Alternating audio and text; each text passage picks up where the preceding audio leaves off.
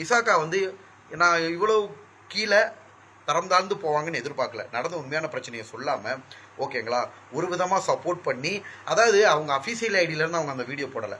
யாருமே பாதிக்கப்பட்டவங்களுக்கு அவங்களுக்கு எனக்கு தான் சண்டை வரும். நிசாக்கா கூற்று வந்து பார்த்தீங்கன்னா அவங்க வந்து இப்போ மாக்காப்பா இவங்கெல்லாம் கெஞ்சி கெதிரி வீடியோ கேட்டிருப்பாங்க. நம்ம இத்தனை வருஷம் வேலை பார்க்குறோம், எங்களுக்கு ஒரு வீடியோ கொடு, அவர் உங்ககிட்ட தப்பாக நடந்துக்கிட்டாரு அப்படின்னு நிசாக்காட்ட வீடியோ கேட்டு வாங்கியிருப்பார். இதுதான் நடந்திருக்கும் ஓகேங்களா. ஸோ அதுக்காக கேட்கறதுக்காக நம்மளை பயமுறுத்துறதுக்காக அவங்க ஒரு வீடியோ கொடுத்துருப்பாங்க. அதை வச்சுக்கிட்டு மாக்காப்பா பொய்யாவை பிரச்சாரம் பண்ணிக்கிட்டு இருக்காரு. இதுக்கிடையில் வந்து பார்த்தீங்கன்னா சிசிடிவி கேமரான் இருக்கு, உள்ளுக்குள்ள நடந்ததுக்கெல்லாம் அதுதான் ஆதாரம், அதுதான் சத்தியம் ஓகேங்களா.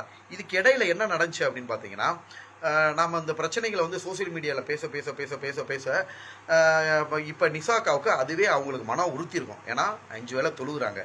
அப்போ நிசாக்காவோட அஃபீஷியல் ஐடியில் இருந்து ஒருத்தவங்களுக்கு மெசேஜ் பண்ணியிருக்காங்க.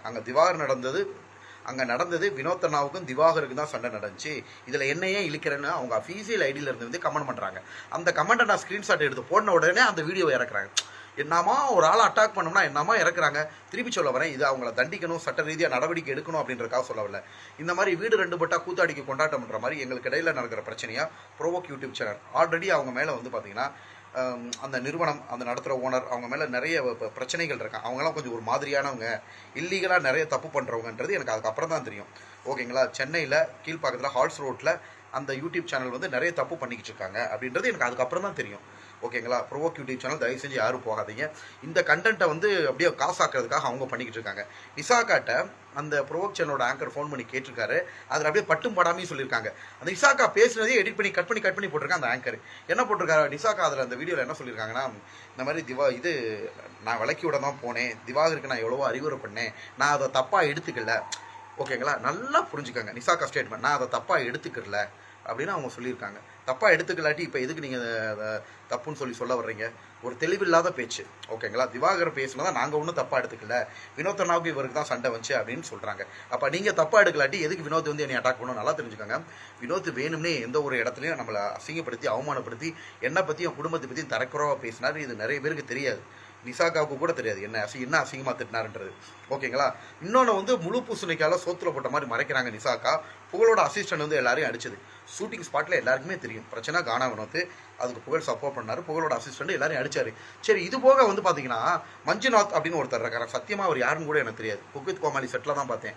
அவர் வந்து சொல்லியிருக்காரு, அவரோட வீடியோ பார்த்தேன், மாக்காப்பா வந்து பேப்பரை வச்சு எரிஞ்சாராம். பேப்பரை வச்சு எரிஞ்சு காலில் ரத்த காய வருமா?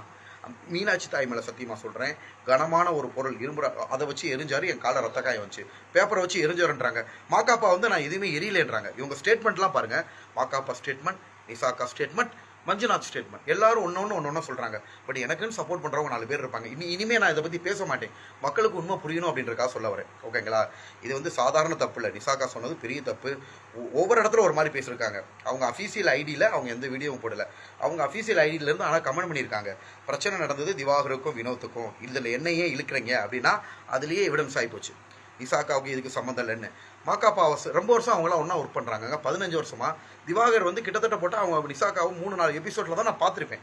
15 வருஷமாக வேலை பார்த்த அவங்களுக்காக விட்டு கொடுக்க மாட்டேங்கிறாங்க ஓகேங்களா. பட் இதே இது திவாகராக இருந்தால், நானாக இருந்தால் என்ன பண்ணேன் தெரியுமா, எனக்கு 100 வருஷம் பழக்கமாக இருந்தாலும் எங்கிட்ட நியாயமும் அவங்ககிட்ட தான் நின்றுருப்பேன். ஸோ நிசாக்காவுமே வந்து பார்த்தீங்கன்னா எல்லாருமே நிறைய பேர் சொன்னாங்க, அவங்க மேலே வச்சுருந்த ஒரு நல்ல மரியாதை போயிடுச்சு. எல்லாரும் மக்கள் பார்த்துக்கிட்டு இருக்காங்க, பிரச்சனை இவங்களுக்கு அவங்களுக்கும். ஓகே, இதை சால்வ் பண்ணிடணும். எனக்கு அந்த கோவம்லாம் போயிடுச்சுங்க. அந்த பிரச்சனையை பற்றி நான் மறந்துட்டேன், அடுத்து நம்ம பாதையை நோக்கி போவோம். பட் மக்களுக்கு உண்மை புரியணும் இல்லையா. ஒவ்வொருத்தவங்க ஒவ்வொரு ஸ்டேட்மெண்ட். மாக்காப்பா நான் அடிக்கவே இல்லை, எரியவே இல்லை என்றார் ஒருத்தர். மஞ்சுநாத் வந்து பேப்பரை வச்சு எரிஞ்சு எனக்கு அதுவும் என் மேலே படலையாம், பேப்பரை வச்சு எரிஞ்சு காலில் காயம் வருதா. ஸோ புகழ் கூட வந்து அசிஸ்டன்ட் அடிச்சதை மறைச்சிட்டாங்க. கானா வினோத்தை அசிங்கமாக பேசுனதை மறைச்சிட்டாங்க. கானா வினோத்து தான் இந்த பிரச்சனைக்கு முழுக்க காரணம் ஓகேங்களா. இதை காரணமாக சாதகமாக பயன்படுத்தி புகழ் உள்ளே வளைஞ்சு அவமானப்படுத்தி குக்வித் கோமாளி செட்டிலேருந்து என்னை தூக்குறதுக்கு அவங்க பிளானு ஓகேங்களா. மாக்காப்பா என்ன நடந்துச்சுன்னு தெரியாமல் எரிஞ்சார். இதுதான் நடந்த உண்மை.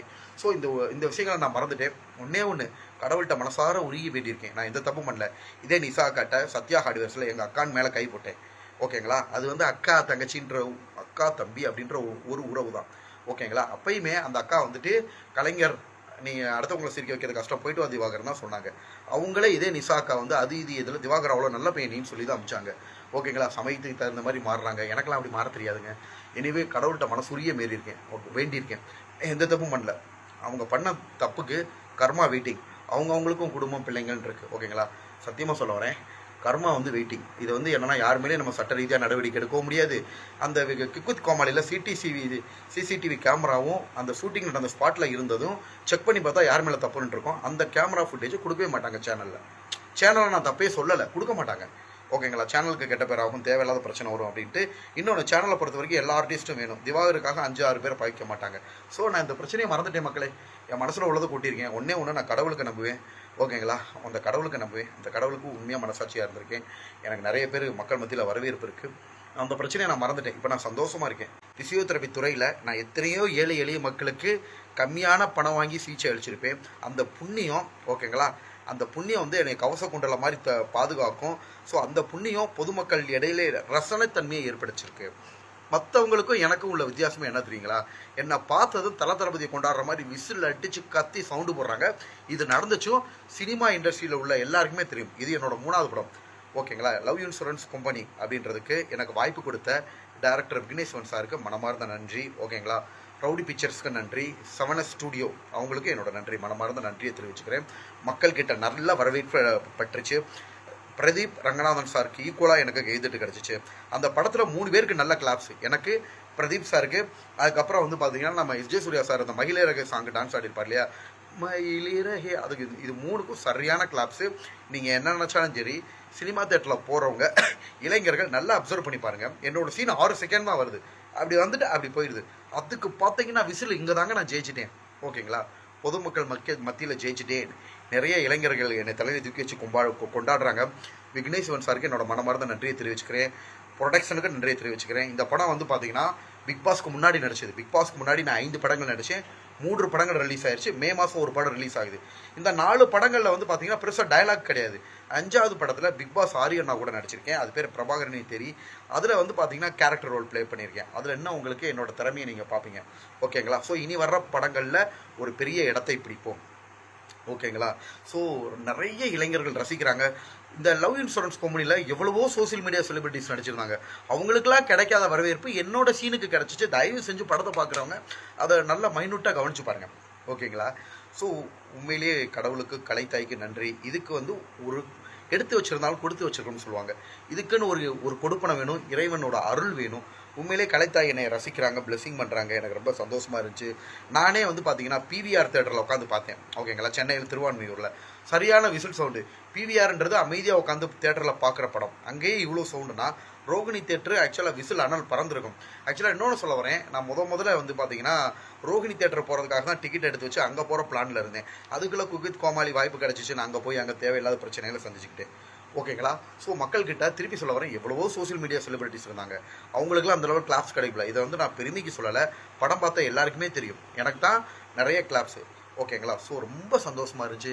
இதை ப்ரொடக்ஷன் டீமும் வாட்ச் பண்ணிட்டாங்க. டேரக்டர் பர்சனலாக வாட்ச் பண்ணியிருப்பார், ப்ரொடக்ஷன் டீமு வாட்ச் பண்ணியிருப்பாங்க, டேரக்டர் பர்சனலாக வாட்ச் பண்ணியிருப்பார்.